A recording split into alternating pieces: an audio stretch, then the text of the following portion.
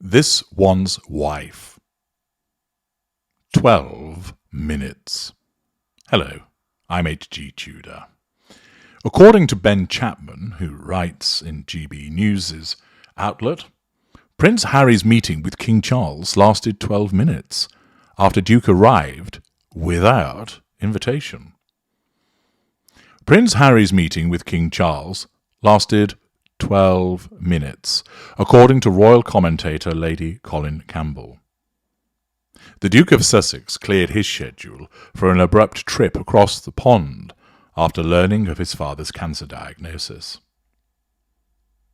His visit prompted hopes of a reconciliation after the pair's relations became strained, with Harry's decision to depart from royal duties and launch a series of scathing remarks about the firm in his memoir Spare, as well as a series of interviews and documentaries.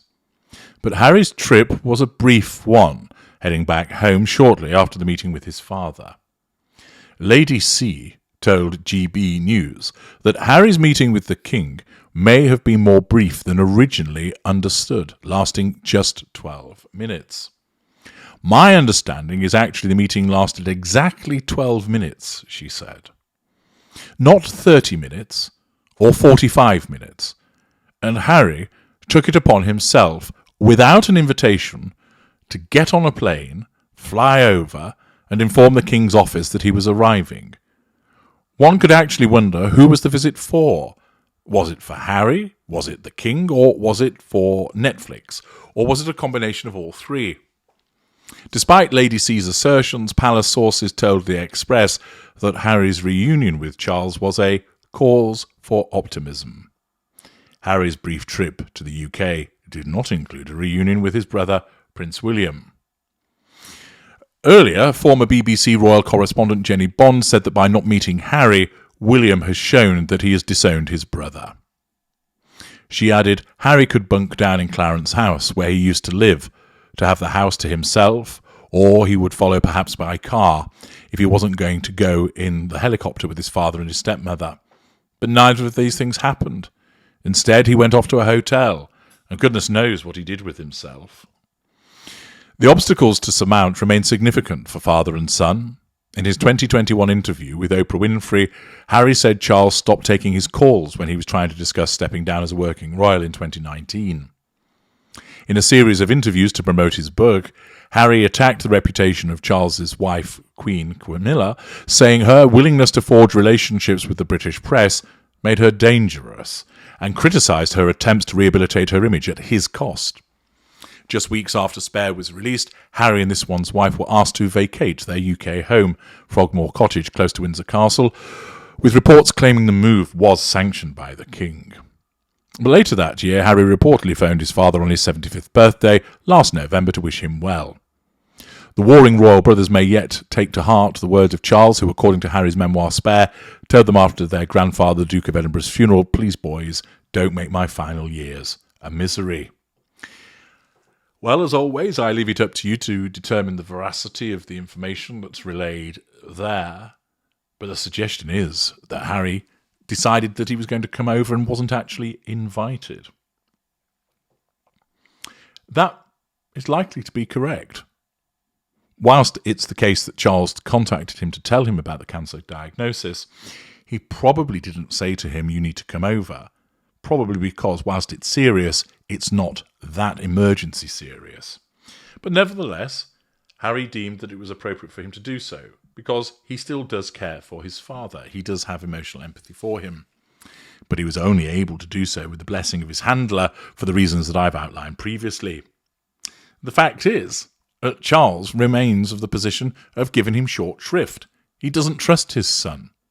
Therefore, he deemed it appropriate to call him and let him know, but didn't deem that it was appropriate for him to attend upon him.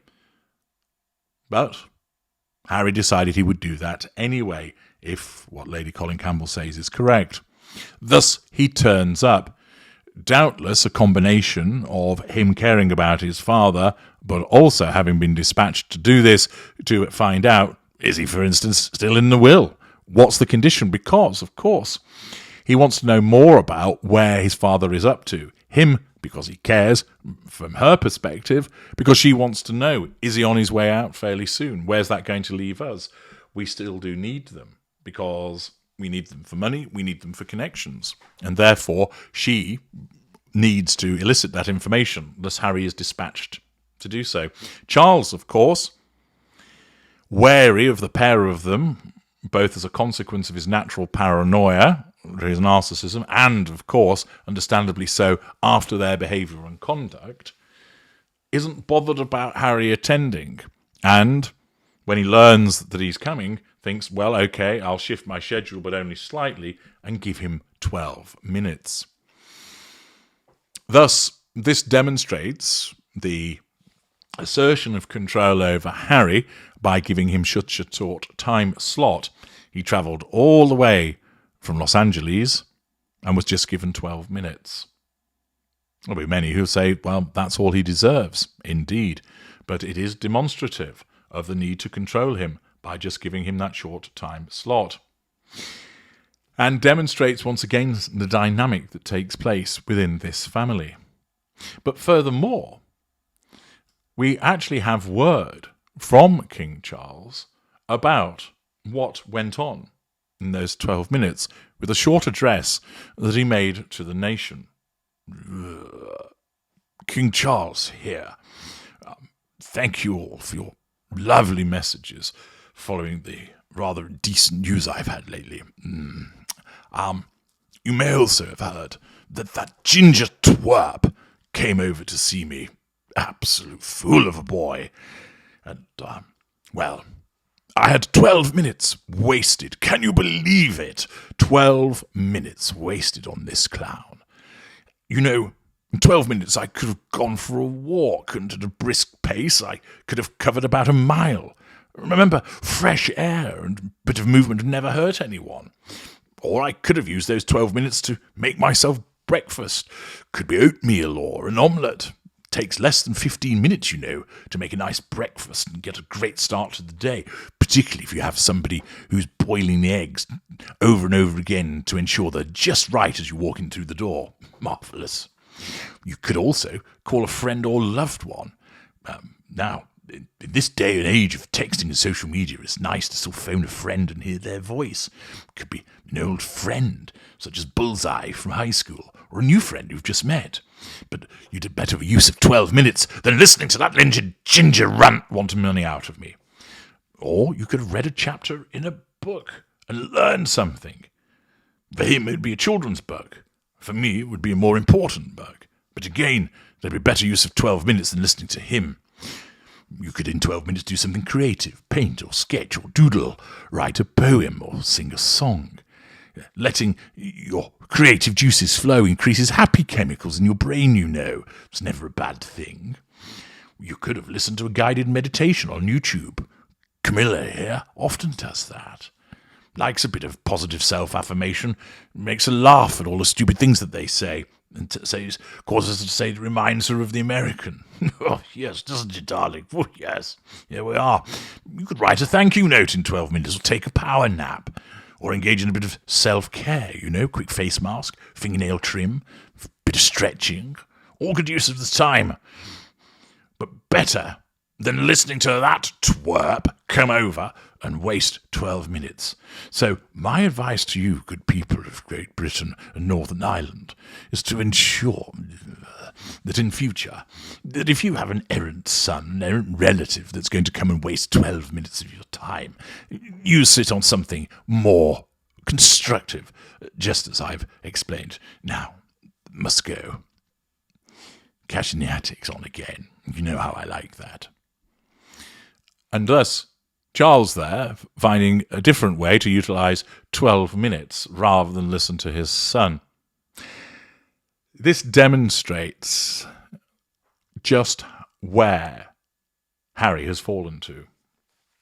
Once upon a time, his darling boy would have been given far more time because he was painted white. But as a consequence of his own actions, as a consequence of the involvement of his wife, this is another damaged relationship that Harry still hasn't woken up to yet and realised. Will he, after just being given 12 minutes, having travelled all that way, realise, hang on a second, things really aren't that good. My father only gave me 12 minutes to speak to him. And I travelled at the drop of a hat all the way from Los Angeles. He clearly is very annoyed with me. I suspect not. I suspect that he will still not wake up to it, as a combination of his dim-wittedness, but also because of the level of his emotional thinking, because he's still very much in the grip of his wife. Indeed, if he were to protest to her about the shortness of the visit, or indeed she'll comment upon it, "What? He only gave you 12 minutes?" Then in the circumstances, rather than her, of course, say, "Well, it's because of the way you've behaved and your dad's pissed off with you," she will, of course, paint it as, "Well, that's typical of Charles, isn't it? It's all about him and clearing off to Sandringham," forgetting entirely that Harry invited himself, and he was lucky to even been allowed through the door after the way that he has behaved. I'm H.G. Tudor. Thank you for listening.